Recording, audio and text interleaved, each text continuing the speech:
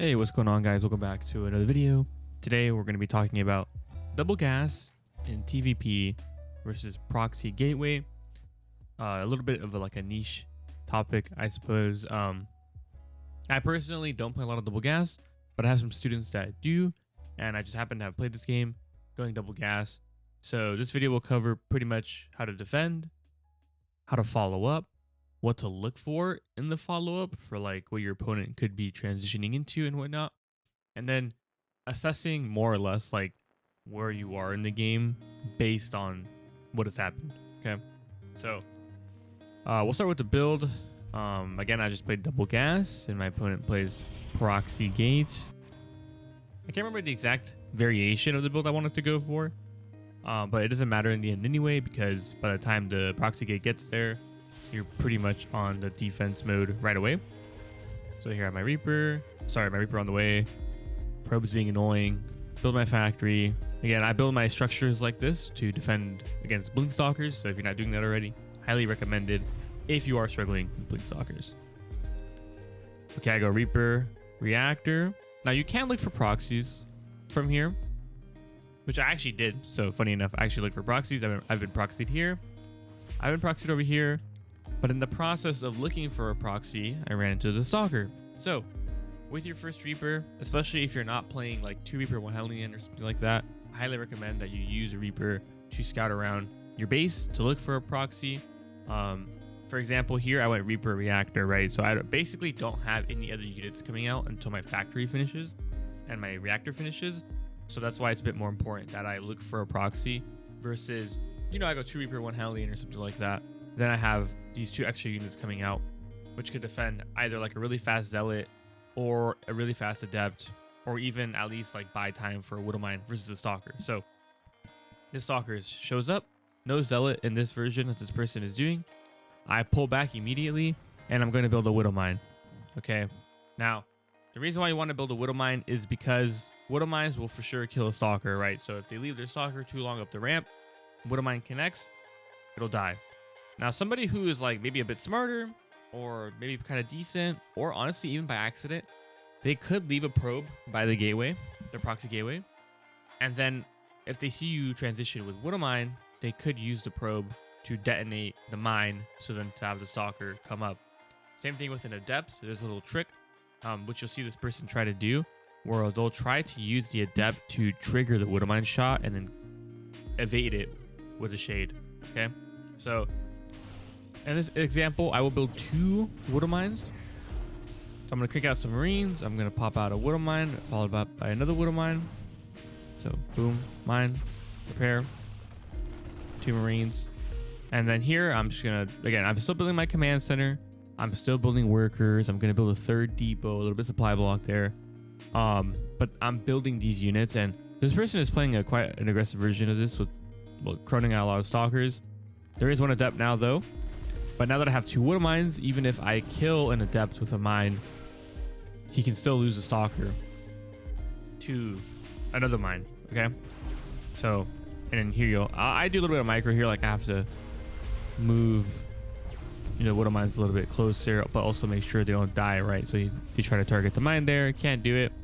And this pretty much defense, okay? And you can see that's what I see with my Reaper across the map, that he has a natural. So I decide to then stop after 2 Widowmines. But if they keep building Stalkers and you don't see a natural, then you can go ahead and continue to build maybe 1 more Widowmine and then go into a Cyclone. Okay, so now with all that being said, what do you do with your Reaper? Once I have a Widowmine out, I send my Reaper across the map. Obviously, that's a bit more multitasking because you basically have to try to defend the push or the aggression while also using your Reaper. So for this step, because you do want to send your Reaper across the map, so it is a step that you do want to take, and I would take. But you know, again, if you're kind of limited by APM, it's okay to delay sending the Reaper into the main, into the Protoss main, and focus on defending first. And then once for sure you've defended, then you can send the Reaper in. Okay. If you're an F2er, it might be kind of rough to have a Reaper outside Protoss's main while trying to defend, because you may F2 in the process. So try not to F2 if you can help it. But if you can't help it, then just keep the Reaper at home to defend, and then once you've defended, you can go ahead and send that Reaper across the map. Okay, so in this example, I will be sending mine once I have my Widow Mine out. But I feel very comfortable defending this while also scouting. And it also helps me sort of cut some corners. Say, for example, I see a natural now. I know that this will end at some point, and I can go ahead and expand. You know, only caveat here really is that because you're juggling two different micro scenarios or micro situations, you are more likely to lose, you know, the Reaper, or maybe lose a Widow Mine or something like that. So just keep that in mind. Yeah, here I'm scouting, right? I see, okay, there's a gateway, there's another gateway. I see a Robo. Okay, Robo, I'm gonna kill some probes.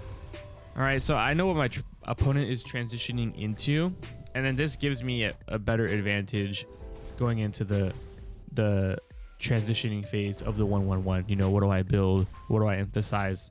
All that good stuff. Okay, so that's why scouting is crucial, especially before, like, you know, you get your add-ons on your starport or your extra barracks or whatever it is. You can sort of make a decision of how that's going to go prior to actually doing it. Okay, now this is going to go for a Widow Mine drop, and that's okay because a Widow Mine drop is quite good against Robo openers as they don't have blink. Here I do lose a siege tank, so that's a little bit of a mistake. I do get 2 stalkers and an adept, so it's not the worst trade. I try to catch it with a mule there. So it's not the worst trade, but just be careful with those siege tanks, okay? But the nice thing is, though, about this, which you might be thinking, okay, this person is continuing to build stalkers. They just killed a siege tank. You know what's going on, right? Now Protoss building this many stalkers on the economy that they have, it's pretty hard. Okay, oh my god, it's pretty hard. Okay, like it's expensive. Stalkers are expensive, and losing them are expensive. And even if 3 stalkers kill a siege tank, it's not that big of a deal. They lose 3 stalkers, and also they're not playing blink. They played Robo, so it's not like he's gonna suddenly have blink in the next minute. He won't.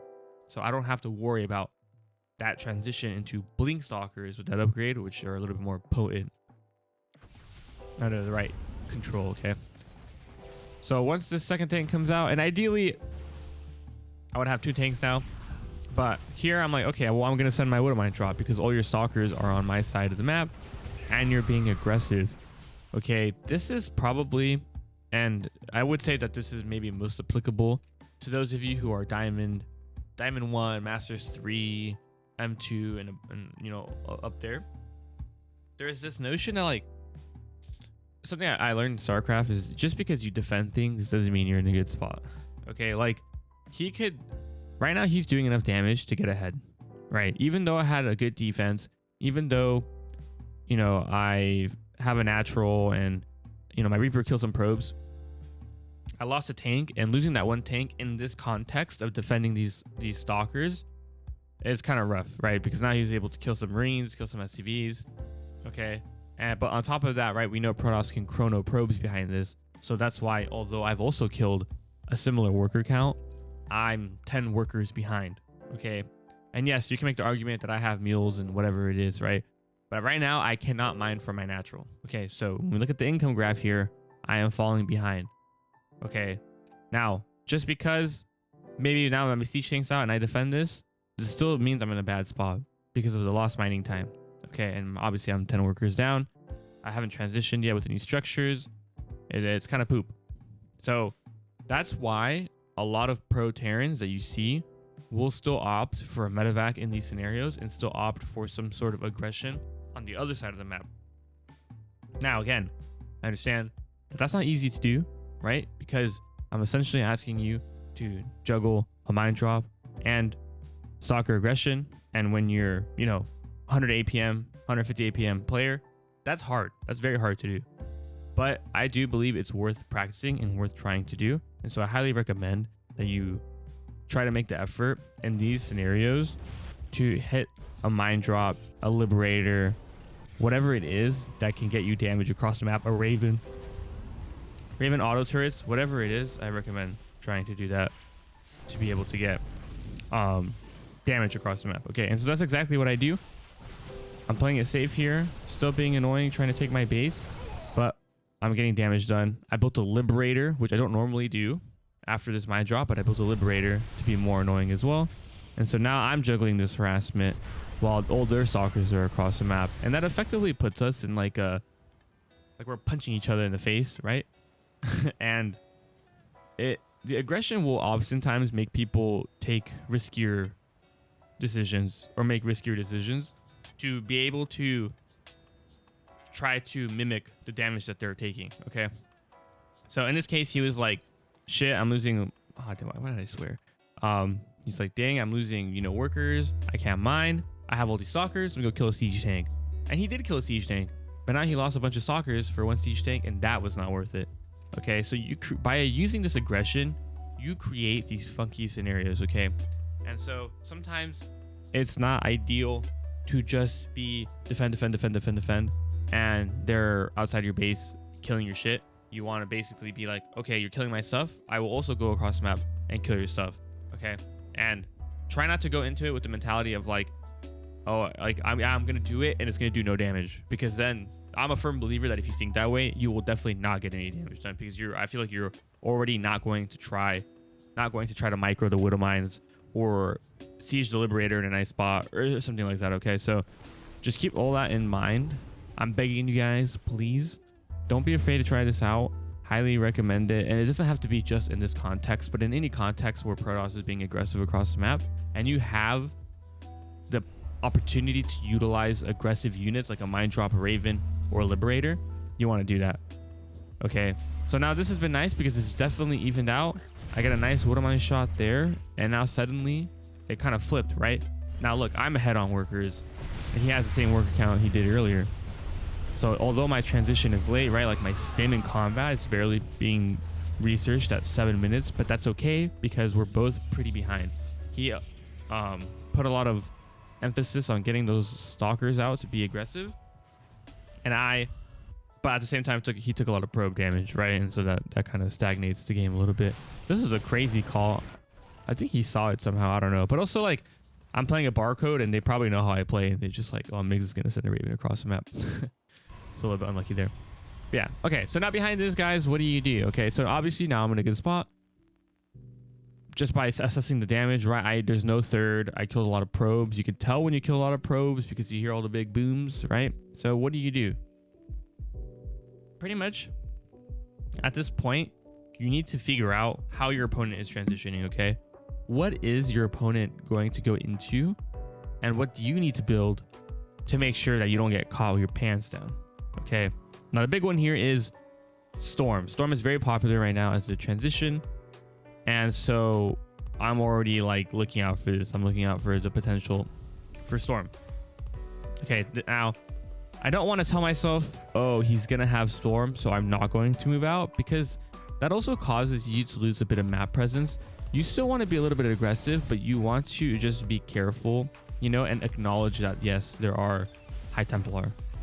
Okay, another thing you want to think about in these scenarios, and this is very good general advice, is you really want to think about how you could lose the game. Okay, so you're thinking about how you can win the game, but you also need to think about how you can lose the game. And there's some obvious answers like, yeah, you can lose the game if you take a bad fight, but you want to think more about, if I was behind like this as a Protoss player, what would I do? Okay, super easy answers: War Prism, DT, Storm Drop, Zealot Run By. These answers are most likely to occur, right? And so when you are getting ready to do your push, or you're thinking about the steps you want to take in this game, from this point here where you finally found an advantage, that's where you want to be thinking about those kinds of things. And that's where I did things like, for example, I have these 2 mines here and these 2 Vikings for a War Prism. I'm building 1 turret here for a War Prism. Okay, War Prism comes in. I assume it's a Storm Drop, just to be safe. Split my workers. But now I have these 2 Vikings. They didn't expect it. Boom, I've just killed a Warp Prism and 2 High Templar, because I predicted that my opponent would try to do something like that to get back into the game or get some damage done. And because I prepared for it, I pick it off. And that is my cue now to move across the map. Again, I understand he has High Templar, and that's okay. I'm going to take this careful and basically like leverage my siege tanks and my widow mines, and then use my ghost afterwards as they come out. Okay, but you don't want to do nothing, because that's where they get comfortable and they'll be like, oh, okay, I can take a 4th base now, or I can do a zealot run by again, or something like that, or just remake the prism and do it all over again. Okay, there's like, you don't want them to feel comfortable enough or have the space to do that. So like I said earlier, despite me not having ghosts, me killing that prism gave me control of the map, and I didn't have to worry about counterattacks, right? And so now I can focus on this. And they also have no upgrades, and I'm about to have 1-1. Okay. Yeah, you just transition, you know, get your gases, take a 4th, keep building units, you know, keep scouting, deny the 4th base, do all that stuff still behind this. But that's pretty much how you want to approach that scenario. And then and then just yeah. All right, so hopefully you guys found that very informative. If you have any questions, please post them on the comments. I would love to answer any questions that you have. If you want to check out any coaching with me, one-on-one coaching, you can check it out in my description box below. I think I have like the most affordable Terran coaching out of everybody right now. So just throwing that out there, you know. But yeah, so hope you guys enjoyed, and I'll catch you guys later.